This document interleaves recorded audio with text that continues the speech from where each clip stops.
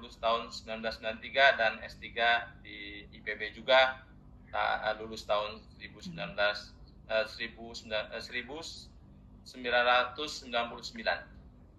Adapun riwayat pekerjaan, pengalaman, penugasan, yaitu dosen Fakultas Pertanian Universitas Sahkuala dari tahun 1988 sampai sekarang.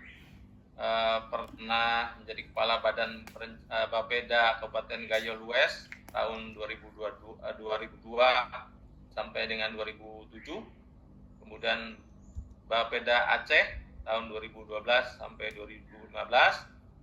Kepala Dinas Pertanian dan Perkebunan Aceh 2016 sampai dengan 2018. Ketua Senat Universitas Sahkuala tahun 2019 sampai 2023. Kemudian Ketua Senat Akademik Universitas Sahkuala tahun 2023 sampai dengan sekarang. Dia juga sebetulnya Ketua Forum Dewan Guru Besar, walaupun dia tidak tulis, yaitu dari 2023 sampai 2025. Dan ternyata dia juga Ketua Pusat Riset Kopi Aceh. Baik, sebelum dimulai, insya Allah pada kajian Mapara hari ini topiknya adalah pembangunan pertanian, pemanfaatan sumber daya lahan, dan pemenuhan pangan berkelanjutan.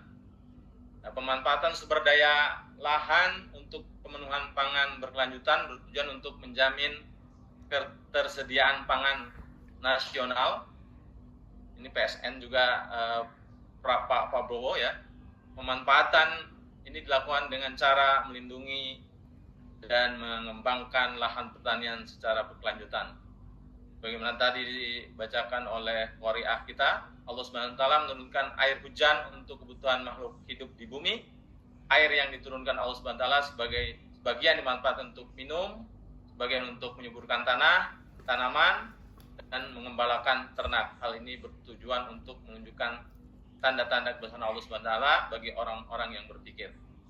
Supaya kita tidak gagal memahami tentang pembangunan pertanian untuk pemanfaatan sumber daya lahan dan pemenuhan pangan berkelanjutan, mari kita ikuti kajian Mapara 1446 Hijriah hari ke-14 bersama Prof. Abu Bakar, Guru Besar Universitas Sahkuala. Menimba ilmu, menebar kebaikan bersama Air Society di bawah bimbingan Prof. Imam Robandi. Baik, mungkin nanti Prof kita berbagi waktu, ya mungkin 5.50 atau 5.55, kemudian 5 menitnya mungkin bisa buat diskusi. Baik, silakan Prof untuk memaparkan materinya. Baik, terima kasih Pak Asep. Assalamualaikum warahmatullahi wabarakatuh. Waalaikumsalam warahmatullahi wabarakatuh. Hamdan syukranillah, salatan wa salaman ala rasulillah wa ala alihi wa sahbihi wa mawalah. Yang kita muliakan bersama Bapak Profesor Imam Robandi, pendiri dan founder IRUP Society. Saya dihubungi secara rutin oleh Mbak Izuki. Saya belum nampak lihat di layar nih. Terima kasih Mbak Izuki, Chairwoman program Mapara pada hari ini. Bapak dan Ibu para peserta Mapara hari ke-14, tentu Pak Asep Saifuddin, sepertinya saya pernah menjadi peserta audien pendengar beliau juga ini, Pak Asep. Terima kasih banyak atas undangannya Pak Imam. Syukur alhamdulillah sama-sama kita panjatkan kehadirat Allah Subhanahu wa taala. Pada pagi yang berbahagia ini tentu kita dalam keadaan melaksanakan ibadah puasa.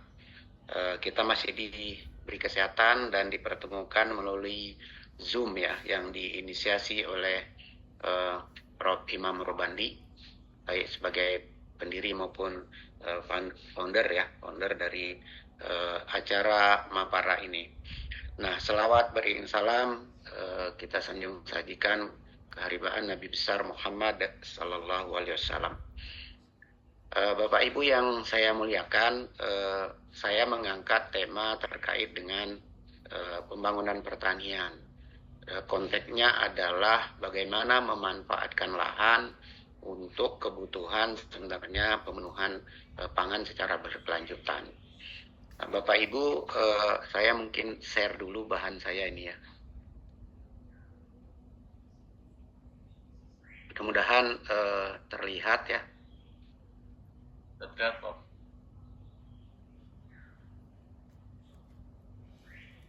Ya, hari ini kita sudah memasuki hari ke-14 Ramadan. Nah, tentu Ramadan ini kita laksanakan secara sungguh-sungguh karena memang kita menunggu kehadiran dari Ramadan ini. Bahkan kita menyambut dengan riang gembira seluruh umat Islam di dunia. Paling tidak kita sudah mempersiapkan diri 2 bulan sebelum ini, dan selalu kita berdoa di bulan-bulan itu agar kita bertemu dengan Ramadan dan selamat sampai akhir. Nah, paling tidak itu di bulan Rajab dan Sa'ban. Demikian saya kira istimewanya bulan Ramadan ini, sehingga kehadirannya ditunggu dengan riang gembira, dengan cerah, dengan senyuman jutaan umat Islam di dunia. Bapak Ibu, Ramadan tentu tidak hanya masalah menahan lapar ya, menahan lapar, menahan haus, dan tidak juga hanya melakukan hal-hal yang membatalkan puasa. Nah, tetapi Ramadan sebenarnya terkait dengan bagaimana kita sebagai manusia akan menjadi manusia yang lebih baik, lebih peduli, lebih hemat, dan lebih bermanfaat, dan lebih ramah terhadap bumi. Nah, saya ingin sebenarnya yang kita sampaikan hari ini adalah bagaimana kita memanfaatkan lahan. Dalam hal ini adalah tanah sebenarnya. Nah, background saya Pak Asep, saya adalah belajar ilmu tanah. Di pertanian itu ilmu tanah yang saya dalami. Nah, kita bagaimana lebih bermanfaat dan ramah terhadap bumi, sebagaimana hadis. Sebagaimana hadis riwayat Ahmad, sebaik-baik manusia adalah yang paling bermanfaat bagi manusia lainnya. Nah, tentu dalam konteks bumi ini banyak hal yang kita bisa kaji gitu. Jika kita benar-benar ingin menjadikan Ramadan ini sebagai bulan yang penuh berkah, ya maka kita harus berhenti menjadi perusak bumi gitu. Nah, kita harus memanfaatkan sumber daya alam dengan baik dan seoptimal mungkin. Tapi juga tidak mubazir gitu ya, tidak sia-sia dan tidak berlebih-lebihan. Dan tentu tidak merusak ya, sebagaimana firman Allah Subhanahu wa taala di dalam surat Al-A'raf ya. Jangan kamu berbuat kerusakan di bumi setelah Allah memperbaikinya. Dan saya melihat bahwa sektor pertanian ini kita Pak Abu Bakar. Ya, Pak. Ininya belum jalan. Slide-nya belum jalan.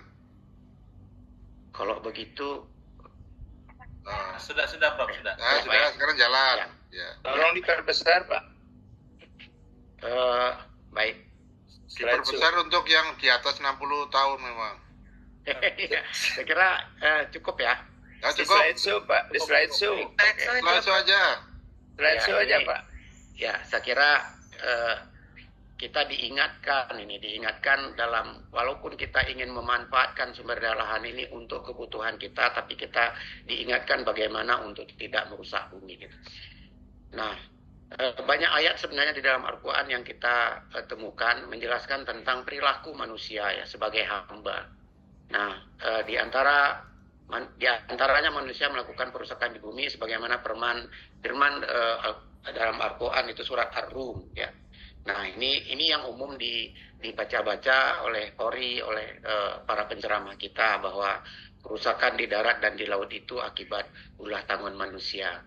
Nah, sebenarnya ini kalau kita baca kembali, kita telusuri kembali di dalam Al-Quran, bagaimana riwayat-riwayat atau sejarah-sejarah yang ada di dalam Al-Quran di masa lalu, dari kaum Ad, kaum Samud dan seterusnya.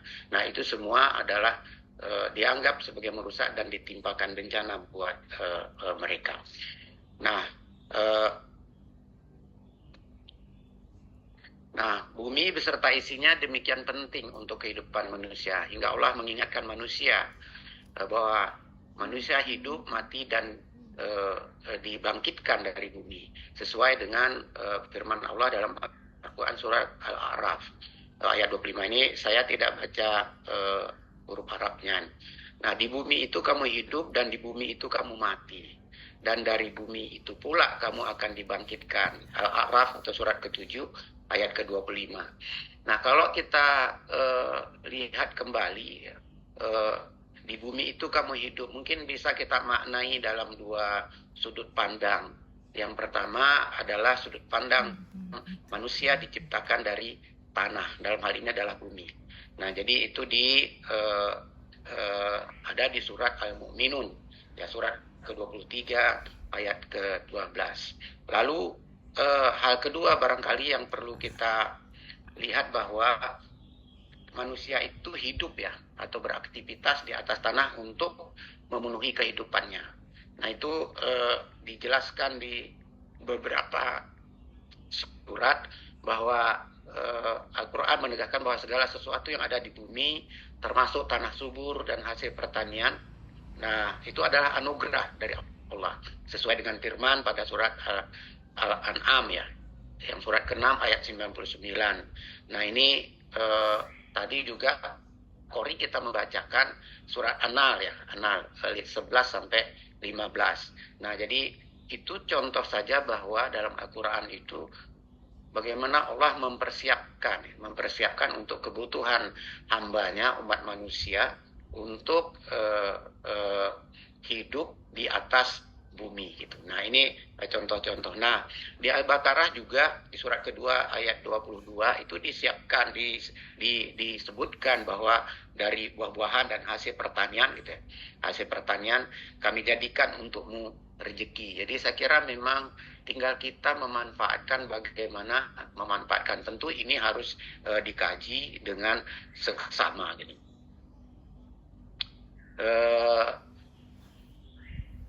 Nah, tadi juga dibacakan itu, ya, surat An-Nahl, ya, ayat 11 sampai 15, termasuk di situ dijatuhkan air hujan untuk kebutuhan pertumbuhan tanaman, untuk ternak, dan sebagian untuk kebutuhan minumnya manusia. Dan banyak sebenarnya ayat-ayat lain yang kemudian di dalam Al-Quran itu disebutkan. Nah, hanya saja barangkali kita sebagai hamba, ya, nah, baru mungkin minggu lalu, ya, Jakarta dan sekitarnya termasuk Bekasi terendam karena curah hujan tinggi gitu. Nah, ini padahal curah hujan tinggi itu juga dimaknai sebagai rezeki gitu yang menumbuhkan tanaman.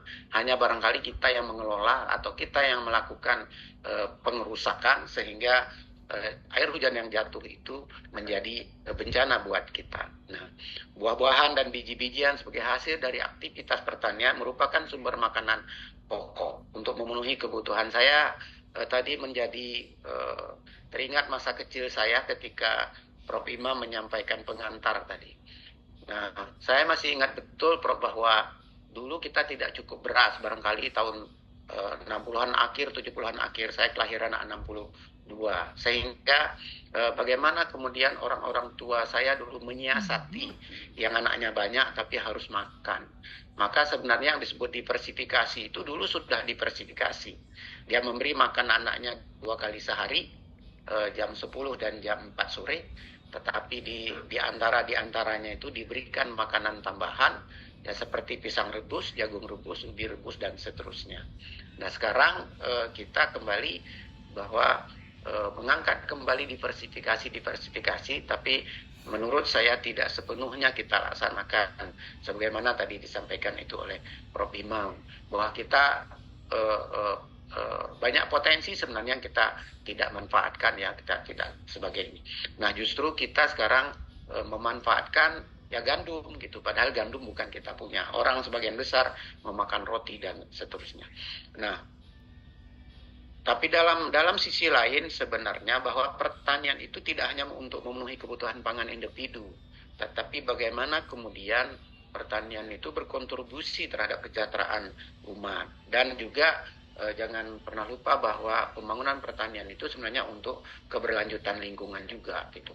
Nah, hanya saja bagaimana kita kemudian mengatur.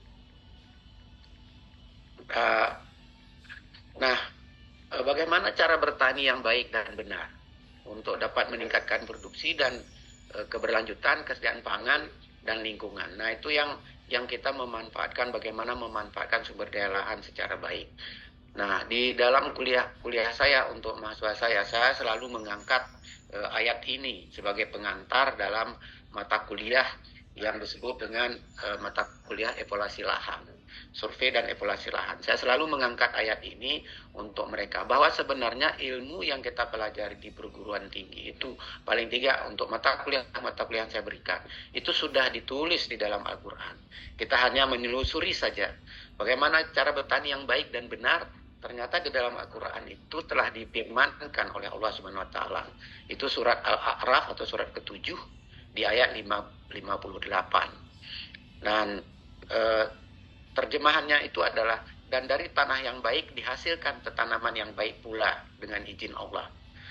Dan dari tanah yang tidak baik tidaklah demikian, kecuali kerdil. Demikian kami Allah menerangkan ayat-ayat kami bagi kaum yang mau bersyukur.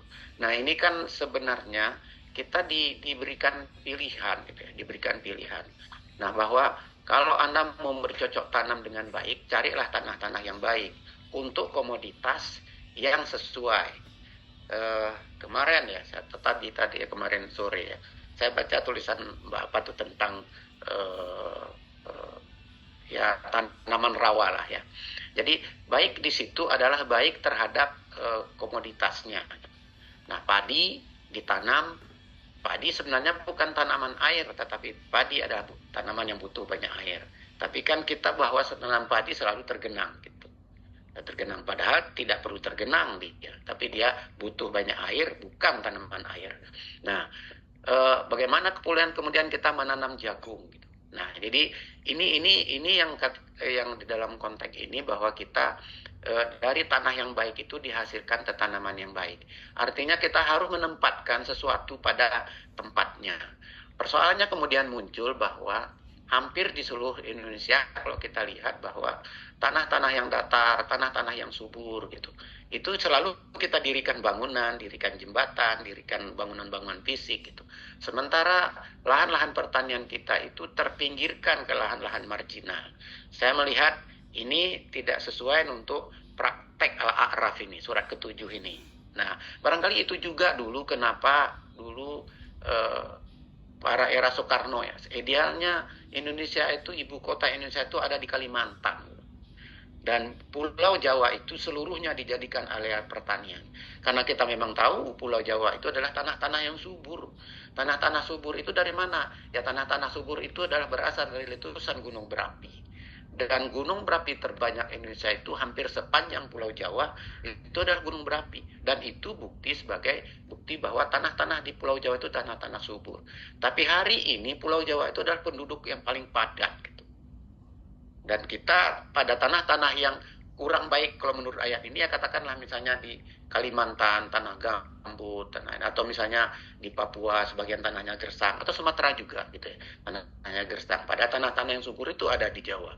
Dan tapi kalau kita misalnya di negara-negara Eropa misalnya, kalau kita naik kereta api saja misalnya dari ujung ke ujung itu, kalau ada pemukiman itu sebenarnya jauh merapat ke pinggir gunung gitu. Sedangkan area yang datang kanan kiri jalur kereta api itu sejauh mata memandang adalah area pertanian hijau yang walaupun itu ditanam rumput, karena memang rumput mereka untuk ternaknya gitu. Jadi ada yang penempatan menurut hemat saya bahwa kita keliru. Lalu ini memang dilema buat kita gitu ya, bahwa di Indonesia juga gitu ya, kita di Aceh juga terjadi ini Pak, bahwa kita misalnya area-area pertanian sawah kita, sawah kelas 1 misalnya, irigasinya sudah dibangun pemerintah, lalu kemudian sawahnya dijadikan bangunan gitu, dijadikan toko-toko gitu, dan saya kira di mana-mana ini ya. Nah memang karena kita adalah kepemilikan pribadi, sehingga mungkin pemerintah nggak bisa mengatur itu. Walaupun kemudian baru saja lahir atau 2-3 tahun yang lalu undang-undang tentang lahan pangan berkelanjutan, itu baru saja lahir undang-undangnya. Nah itu adalah untuk jaminan ya, jaminan bahwa kemudian sawah kita itu tidak dialihfungsikan menjadi non pertanian. Nah, saya sengaja mengangkat ayat ini karena menurut hemat saya kita harus memulai dari ini. Nah, tapi di dalam perkembangan selanjutnya sebenarnya bahwa lahan yang kita maksudkan di situ tidak hanya tanah, itu dalam hal memanfaatkannya saja. Nah, tapi sebenarnya lahan di situ termasuk yang tadi surat An-Nahl, curah hujan gitu ya, yang diturunkan dari langit. Nah, dan itu adalah pemberian yang maha kuasa. Kalau misalnya curah hujan tidak cukup, suhu tidak cukup, sudah itu adalah tanaman yang lain. Mana tanaman yang memenuhi syarat seperti curah hujan yang turun itu gitu. Jadi tidak semua areal bisa diusahakan untuk tanaman jagung. Tidak semua areal bisa diusahakan untuk tanaman kelapa sawit gitu. Jadi nah itu yang Prof. harus Abu Bakar. Ya. Pemaparannya 5 menit lagi, Prof. Siap. Jadi itu saya kira. Jadi penempatan sesuatu itu harus pada tempatnya sesuai dengan ayat ini. Nah, lalu ayat ini juga menjelaskan kepada kita bahwa memanfaatkan sumber daya lahan, ya saya menyebutnya ini tanah, disesuaikan dengan potensinya. Itu yang tadi itu, bahwa kalau potensinya untuk pemukiman, ya pemukiman. Kalau potensinya untuk pisang, ya kita tanam pisang gitu. Kalau potensinya untuk gandum, untuk padi, ya padi gitu. Jadi tentu ini dibutuhkan berbagai analisis ya, dan itu mungkin tugasnya orang-orang pertanian lah, yaitu mencari bentang lahan yang baik untuk penggunaan yang spesifik. Dalam ilmu pertanian, terutama tanah, dikenal dengan ilmu evaluasi lahan gitu. Nah, dalam perkembangannya kemudian manusia memanfaatkan atau menggunakan teknologi, bahwa lahannya tidak terlalu sesuai, lahannya tidak terlalu tepat, tapi kemudian dikembangkanlah teknologi. Itu yang terjadi di berbagai daerah, terutama saya kira pertanian intensif yang ada di Pulau Jawa. Bagaimana kemudian kita misalnya melihat area pertanian berkembang di lereng curam gitu, lalu dibuat seperti tangga-tangga gitu. Apakah itu boleh sebenarnya? Tapi memang lahan curam itu bukanlah tanah yang baik untuk dikembangkan area pertanian. Walaupun kemudian boleh hadir teknologi di situ, membuat teknologi misalnya seperti terasering dan seterusnya gitu. Jadi itu ya, sehingga kita juga misalnya tanah-tanah gersang kita tanami, padahal itu bukan tanah yang baik untuk area pertanian. Artinya tidak baik itu menurut saya adalah tidak akan mampu mendukung pertanian secara berkelanjutan. Nah, bahkan lahan yang tidak sesuai pun ya untuk berbagai penggunaan dimanfaatkan secara maksimal dengan menerapkan berbagai teknologi. Semua ini ditujukan agar dapat menghasilkan produksi yang dapat mencukupi kebutuhan pangan. Tetapi akibatnya kita menyisakan kerusakan lahan di sana sini. Nah, salah satunya yang kita lihat tadi itu adalah misalnya hadirnya bencana yang belum pernah selesai, terutama di Jakarta ya. Ini tentu mungkin pemanfaatan lahan-lahan yang kurang bijak di puncak misalnya, Cisarua, Cipayung dan seterusnya sampai ke atas sana gitu. Nah yang menurut kita memang itu adalah hutan, tapi kemudian kan di sana adalah pemukiman yang demikian masif gitu. Nah, maka konsep keseimbangan misalnya, keseimbangan dalam alam di dalam Al-Quran juga ditekankan itu. Paling tidak firman Allah pada surat Ar-Rum ya, surat ke-30 ayat 41. Nah, peringatan ini mengajarkan kepada kita untuk menjaga keseimbangan ekosistem pertanian. Nah, menghindari penggunaan pestisida misalnya berlebihan gitu. Itu yang tadi misalnya kita menggunakan pestisida perlu anjuran menerapkan pertanian konservasi dengan pola tanam yang berkelanjutan gitu. Oleh karena itu, saya kira peran manusia sebagai khalifah menjadi sangat penting dalam menjaga keseimbangan alam dan pemenuhan kebutuhan manusia. Jadi ini kita ya, nah namun demikian ya pertambahan penduduk ya, karena mungkin semua yang saya ceritakan tadi itu mungkin ada karena memang penduduk bertambah terus. Di sisi lain misalnya kita lahan dalam tanda petik sebenarnya terbatas ya, terbatas. Karena kalau kita telusuri sebenarnya tidak terbatas, tapi karena keterbatasannya karena kita gunakan tidak untuk area pertanian, itu masalahnya sebenarnya. Nah bahkan kemudian kita mengembangkan diri misalnya sampai di kota, orang kota pun harus bertani yang kita kenal dengan urban farming gitu ya, manfaatkan lahan layangan sempit. Bahkan misalnya belakangan setelah itu orang menanam lagi tanpa tanah gitu, tanpa tanah. Ya ini teknologi bisa dibenarkan gitu, tapi kemudian apakah itu jalan keluar untuk kita misalnya mampu mempertahankan pangan kita. Jadi orang bertanam tanpa tanah atau yang kita kenal dengan hidroponik dalam kebutuhan sedikit atau untuk menyalurkan hobi barangkali it's okay. Tapi untuk misalnya itu sebagai untuk menyiapkan ketahanan pangan, saya kira. Lalu pertanyaannya, mampukah pertanian kita memenuhi kebutuhan keberlanjutan pangan? Harus ada skenario tentunya, skenario untuk pemenuhan kebutuhan pangan berkelanjutan. Tentu manfaatkan lahan-lahan yang baik sesuai dengan Al-A'raf 58 tadi. Nah, untuk meningkatkan produksi melalui pemanfaatan lahan-lahan yang benar-benar sesuai untuk komoditas terkait. Dan mulailah benar-benar melaksanakan diversifikasi pangan. Saya kira tadi Prof. Imam menyampaikan bahwa kita barangkali melupakan ya. Saya ingat betul di tahun mungkin di tahun ketika kita ingin memasuki masa revolusi hijau ya, yang kita mulai tahun 68. Nah, ketika masyarakat Indonesia sedang lapar-laparnya ya, kita memulai diversifikasi tahun revolusi hijau pada tahun 68 dan hasilnya kita peroleh pada tahun 1984. Bahwa kita kemudian tahun 1984 itu adalah untuk pertama sekalinya Indonesia swasembada beras. Dan ketika itulah kita kemudian mengharuskan saudara-saudara kita di Papua juga, menganjurkan saudara kita Papua yang terbiasa dengan makanan mereka, kita suruh makan nasi gitu. Lalu apa kaitannya bahwa sumber daya lahan, pemenuhan pangan berkelanjutan ini dengan bulan Ramadan?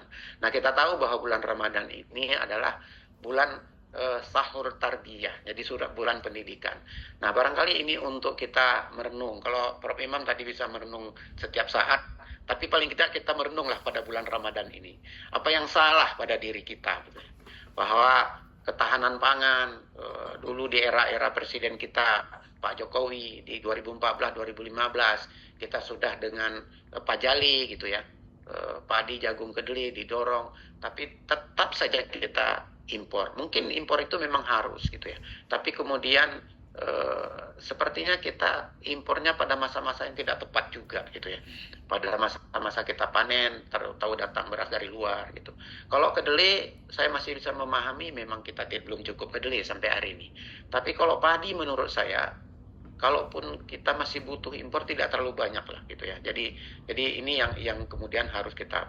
Nah, barangkali Ramadan ini kita gunakan lah untuk kita berhemat-hemat gitu ya, berpikir-pikir, kemudian merenung-renung agar kita misalnya terbebaskan lah dari hal-hal yang menurut saya perlu dikaji ulang gitu. Saya kira itu yang bisa saya sampaikan, Pak Asep. Terima kasih dan saya kembalikan kepada Pak Asep. Ya, baik, terima kasih.